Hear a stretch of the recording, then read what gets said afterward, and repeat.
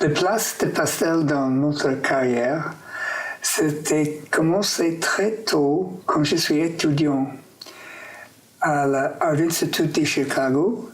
Je suis descendu parce que c'était les musées comme une école de beaux-arts en même temps.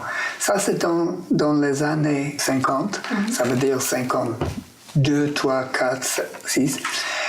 Je descendais pour le cabinet de dessin, à curiosité, et je rencontre un homme qui travaille là-bas, un commissaire, qui dit « Qu'est-ce que vous voulez voir ?» Je dis « Le dessin ». Il commence à me montrer son glace avec des mains blanches, oui, avec des cannes, Redon, Ensor, Degas, tous les grands artistes d'Europe, mais j'ai décidé tout de suite que Redon m'intéresse beaucoup. Parce que dans le cabinet de dessin à Chicago, il y a une très grande collection de Redon. Et je n'ai pas commencé de pastel à cette époque-là, mais ça reste dans la tête. Et la chose qui reste dans ma tête, c'est le pastel de Redon, le barque, avec le toile jaune, et les deux figures dans le barque, le fiancé qui va au mariage peut-être ou quelque part, et ça reste comme une icône dans mon mémoire. Plusieurs années plus tard, quand je suis en France avec une bourse, j'ai fait un tour du sud, Provence, et j'arrive à Arles, et je dis, je voulais faire quelque chose, mais avec quoi? J'arrive avec une petite boîte de pastel, et je commence le pastel à Arles à 61. Et j'ai tombé amoureuse de pastel pour l'été, parce que c'est la chaleur, c'est la poussière, c'est la couleur exagérée. Et depuis 61, chaque été, je fais des pastels. Et c'est ça que je balance avec la peinture. Et commence les deux carrières, pastel et huile. Maintenant, je suis presque tout à fait pastel. Le pastel est plus lumineux immédiatement. Et si on travaille avec le papier en dessous, ça veut dire que le papier a une lumière même.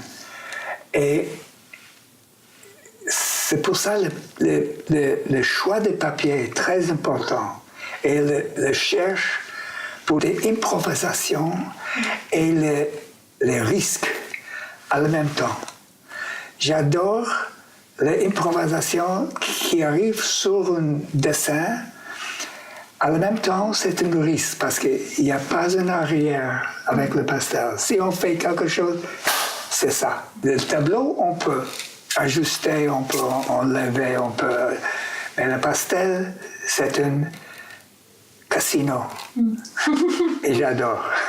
Et j'établir l'échelle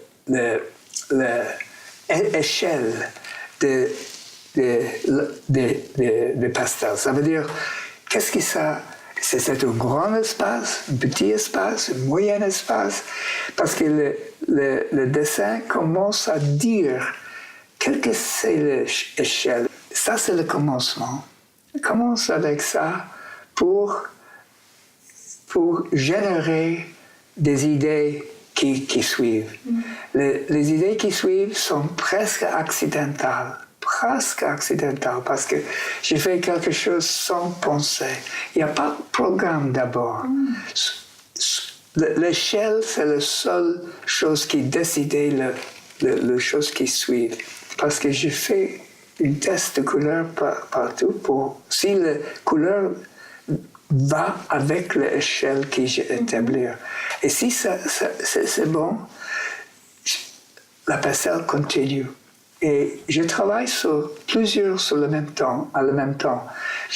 Dans un été à Martha's Vineyard, et parfois je commence 9, 10, 12 pastels en même temps.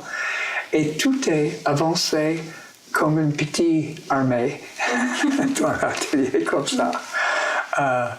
Et à la fin de l'été, parfois, tout est fini en même temps, presque. Jour après jour, je finis ça, je fais ça. Je travaille en série, normalement. La série est la plus normale méthode que j'emploie dans la dernière 25, 30 années. En général, il usait beaucoup, mais la plupart, c'est le pastel très doux de Maison de la Pastel, une ancienne maison à Paris qui maintenant est dirigée par Marguerite et Isabelle Rocher. Et depuis 20 années, j'ai acheté tous mes pastels là-bas parce que c'est le plus pur, c'est le plus clair, c'est le plus imaginatif couleur que j'ai trouvé dans le monde de pastel. Et c'est doux, et si le pastel touche le papier, il ne faut pas la force pour laisser beaucoup de couleurs sur le papier. C'est physiquement entre les deux mains, les yeux et la tête, mais c'est pas physiquement autrement. Mais ça suffit. Sur la question de l'engagement et la visualité des pastels, je ne voulais pas, si j'ai quelque chose à dire, dites quelque chose dans une manière trop agressive ou trop idéologique. Oui, tout ça. Le pastel va prendre les gens dans l'intérieur pour la compréhension. C'est pas possible, c'est pas fast-food. C'est une très longue observation que je cherche pour le spectateur. C'est une chose que je donne dans tout le sujet. La question d'engagement dans mon travail et pourquoi le pastel est une médium que j'ai choisi. Le pastel